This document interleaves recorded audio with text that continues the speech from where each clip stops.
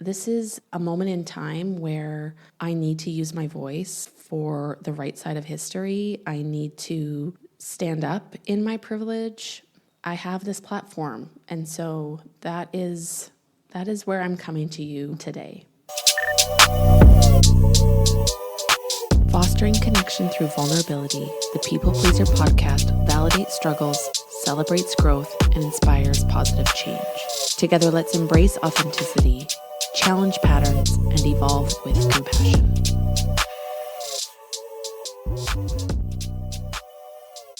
Hello and welcome to another episode of the People Pleaser podcast.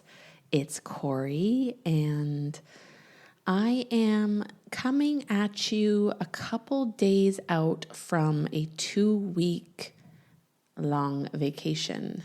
My husband Brian and I are headed to Maryland and Virginia. We're located in Washington State, so we are flying from one side of the country to another. And that is actually something that has inspired this episode, this topic, because I have had some fear and some fear, worry about the current state of being an immigrant in the United States. And this trip will require me to be traveling with my United States green card because I am a Canadian citizen and a U.S. permanent resident. There is a lot of uncertainty right now as to what those border crossings are going to look like. I'm flying domestically, but I will be going through the classic airport experience, going through security. I've just had some worries, some fears, and just general feelings of uncertainty as to what it's all going to look like. It's actually led me to really reflect on the privilege I have as an immigrant. And it's that privilege and this duality of my identity that I want to speak to today. In terms of other life updates, I feel as though my return to social media has also reignited my passion, my anger, my uproar at the current state of affairs. And I kind of feel as though my absence from social media, although it felt very necessary and it was very beneficial to me on an emotional and mental level, it's causing a bit of guilt, I guess, that I have basically just taken a huge step away from the social causes that I was accessing, or I was using social media to stay on top of social causes that are important to me. It keeps me informed. It keeps me engaged in news and media that is really vital and needs our advocacy. And so it's been a pretty overwhelming experience to come back onto Instagram as a platform and to be almost like launching myself into the current state of affairs with the ICE raids happening all over the country. Also, the Freedom Flotilla, that is the boat sailing to Palestine with 12 international volunteers. And just as of yesterday, it was intercepted by the IOF. The volunteers, the 12 international volunteers, have been taken into custody. That's the latest as of Monday, June 9th. And so these are huge global events that are all a part of this larger conversation about colonization, about the oppressive state of America, of the current administration, of white supremacy, of ethnic cleansing. And it has me feeling like this is a moment in time where I need to use my voice for the right side of history. I need to stand up in my privilege, and I have this platform. And so that is where I'm coming to you from today. I know I have spoke to my journey immigrating to the United States from Canada, but I want to highlight a few key considerations that will just basically paint a picture of what it all looked like for me. I have reflected on my immigration journey, and I've always kind of felt as if it was a pretty easy experience to go through. The main challenge that my husband and I encountered was the length of time it took. It also, at the period of time that my husband and I were pursuing this application, my husband was sponsoring me. So for the type of visa for this permanent residency that I was applying for, it was a spousal visa. And so my spouse, my husband, would sponsor me. And at that time, my husband had been on a leave from the small business he was running. He was actually in the process of dissolving his business and would soon be buying a different business completely. And so he was unable to show that he made enough financially to actually support me. And so we had to get a co-sponsor. So my husband and I asked his sister and brother-in-law to co-sponsor me so that their income would then be shown as a part of the application. So those were the two main challenges. However, the time was something that was just out of our control completely, but finding a co-sponsor, we had someone basically locked and loaded, someone that was almost a guarantee yes. Of course, we still had to ask them, but it was a no-brainer for them. They were more than happy to support our application. And so truly, there was just a lot of paperwork.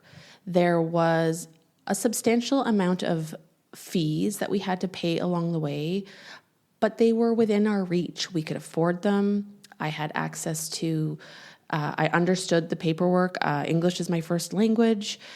There was a lot of jargon and hoops to jump through and steps to take, but I had access to all the support I needed to be able to submit the application. After almost an entire year, I think almost exactly a year of waiting, I had my immigration interview scheduled, which was all the way in Montreal. So I was living in Victoria on the West Coast. It was all the way on the eastern side of Canada in Montreal. And I had the means to book a flight, book an Airbnb, navigate the instructions. There was a lot that it felt challenging, but it also felt within my reach. The interview process was very straightforward, very simple. I at no point felt interrogated. I at no point felt discriminated against. There was a clear path towards being approved for my green card.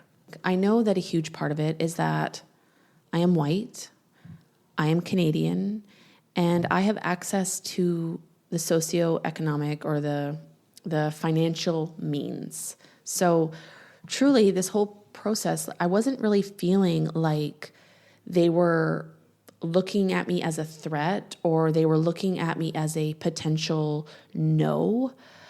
It almost was as though I was being seen as a settler, just settling into the United States, not at all as a threat. The path was clearly laid out for me.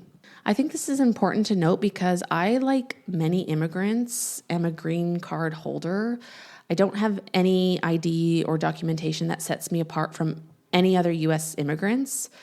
The only thing that sets me apart and has made this entire process accessible and somewhat easy is the color of my skin my socioeconomic status, and my country of origin. Truly, that's, in a nutshell, my immigration journey. If I could prove that I had the wealth, if I had the means to jump through all the hoops, I was approved.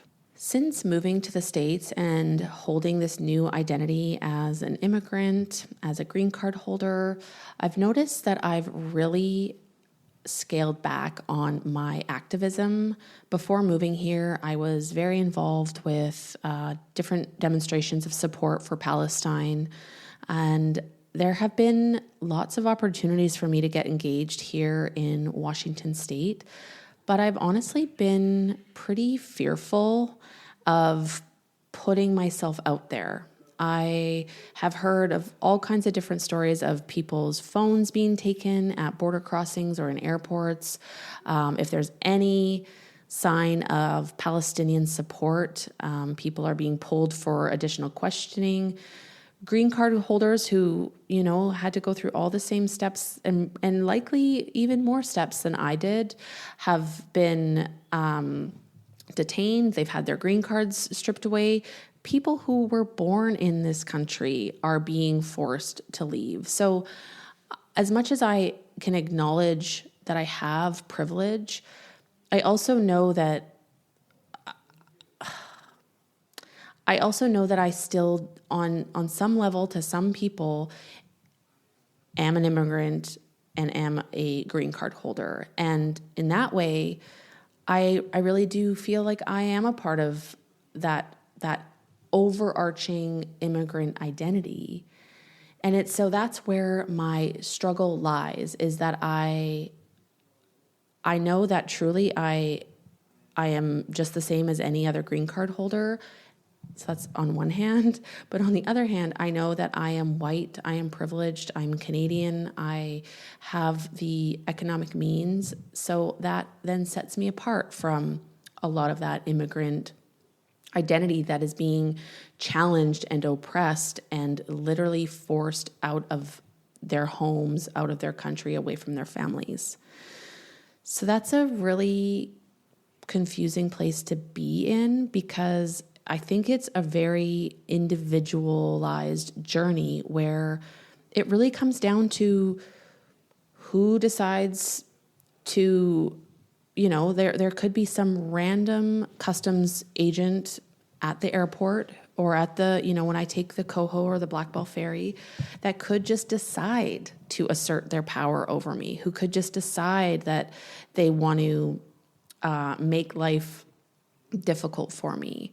Now, I don't have any reason to believe that I would be a target. I don't have a criminal background. Like, there's nothing that they could really pull from me, but there's just a lack of trust. I don't trust these people in these authoritative positions.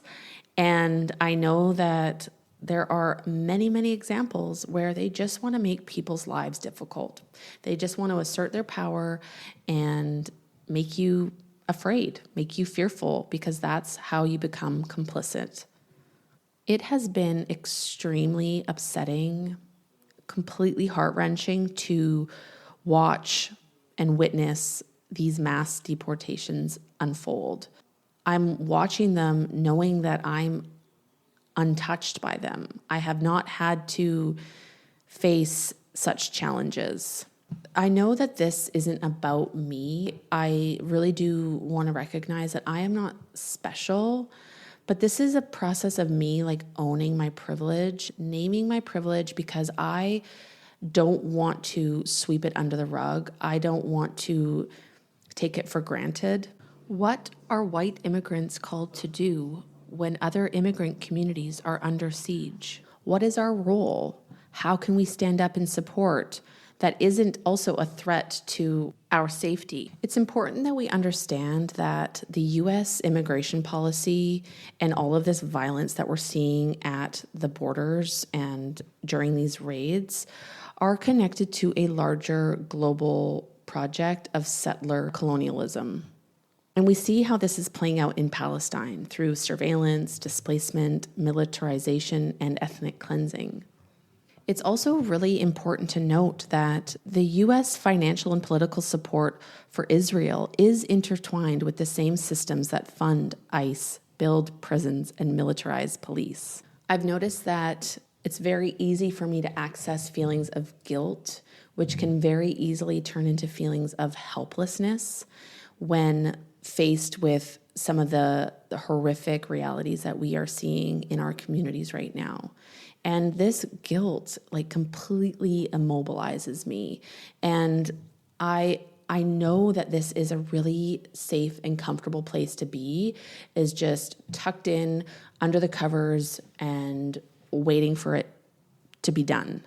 But the reality and what is becoming so crystal clear is that this is a part of a very large system of colonization where if it's not the ICE raids and if it's not the genocide in Palestine, it's going to be something else. These are systems that are forcibly oppressing marginalized community, and it is a part of an agenda to ethnically cleanse these colonial states. The colonial state wants everyone to be white, and it wants everybody to be of a certain socioeconomic status, and it is getting rid of everybody else. That's the attempt. That's what they're trying to do. They are steadfast in their efforts, and they are creative, and they are relentless, and they are taking action. So if they can take action and they can be steadfast in these oppressive tactics, these genocidal initiatives, we can do the same on the other side of the coin. We can be steadfast. We can be relentless in our efforts to work for a better world.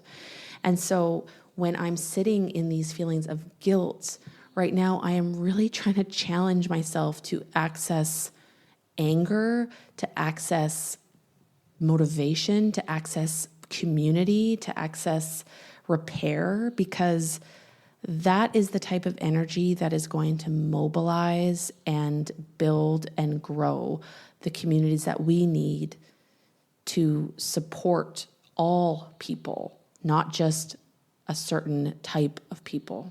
This does tie into people pleasing because that's been an easy place for me to go, is really leaning into my people pleasing, not wanting to ruffle feathers, not wanting to disrupt the peace, not wanting to alienate or isolate anyone. On a social media platform like Instagram, I can see, if I post something about my dog or my garden or going for a run or a meal I make, I get all kinds of engagement. I get all kinds of love. I get comments and loves and all of it, the whole kit and caboodle.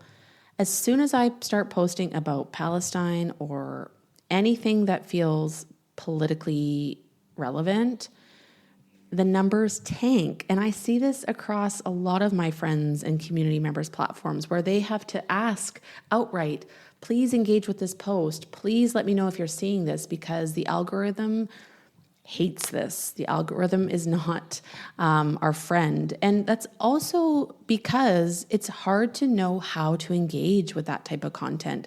Do I want to love a post that's about a genocide? Well, that's what that's the option Instagram gives us. But can you comment? Can you repost? There are ways to engage that don't take a lot of time. For me as a people pleaser, it can be really, really challenging when I see that there's zero engagement, because to me as a people pleaser, that means people don't like this content. And in my mind, in my people pleasing mind, it's saying, so don't post it anymore. And we cannot afford to stop posting about these types of things that are important. Yes, it's hard. Yes, it doesn't feel good. Yes, it's not aesthetic, but it's a matter of life and death. I truly believe that. It really does give you that moment to reflect on what is important. And I'm not asking for all of us to have the same alignment, the same values, the same call towards the same initiatives. But I do encourage you to find what's yours, find what you can put your precious energy behind, even in small ways, even in subtle ways, even in behind the scenes ways, to make these spaces truly live up to their intended purpose, and that is to build community and build connection. So instead of fearing that I'm going to lose followers, lose engagement, that my posts won't perform the way that I had hoped, I am really just trying to lean into creating a space that aligns with my values and trusting that the people that are meant to be in that space with me will stay.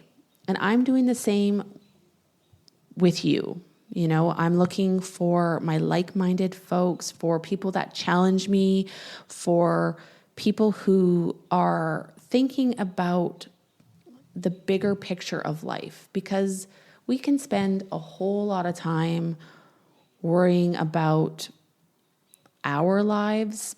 What if we were to share some of that energy and give it away? It's not to minimize what we're all going through. It's not to say that we all have excess, because I get it. The world feels overwhelming and relentless. But I do think that we all need these reminders of, like, what do we want to do with this one precious life? What's important to us? What do we want to leave behind? And what do we want to stand up to? The last thing I'll say about people-pleasing on this topic is that people-pleasing can become a tool of white silence. When we center ourselves or our platforms or whatever around harmony and likability, it often means that we're staying quiet when courage is required. What does it mean to practice integrity over likability, to be willing to risk discomfort in service of justice? I want to say that again.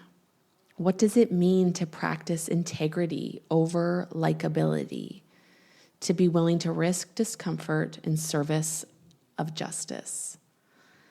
I hope this has given you something to reflect on. I'm always so curious to hear how some of this lands. I know that this is a big topic and definitely missed out all kinds of pieces to this conversation, but that's just how this goes. There's no right or wrong way of showing up in solidarity, showing up in support, showing up in your authenticity. Right now, I am trying to really increase my self-awareness and trying to really name my privilege and the power that I have at my disposal and how I can use my energy in a good way. So thank you for listening. Thank you for showing up in your own authentic way. And please do not hesitate to reach out to me. You can find me at peoplepleaser.pod on Instagram. And I will catch you on the next episode. Once again, this is Corey with the People Pleaser Podcast. Thank you so much for supporting the podcast. If you like what you heard, please consider leaving a 5-star rating and a review on either Apple Podcasts or Spotify. Thanks for listening, and I will catch you on the next episode.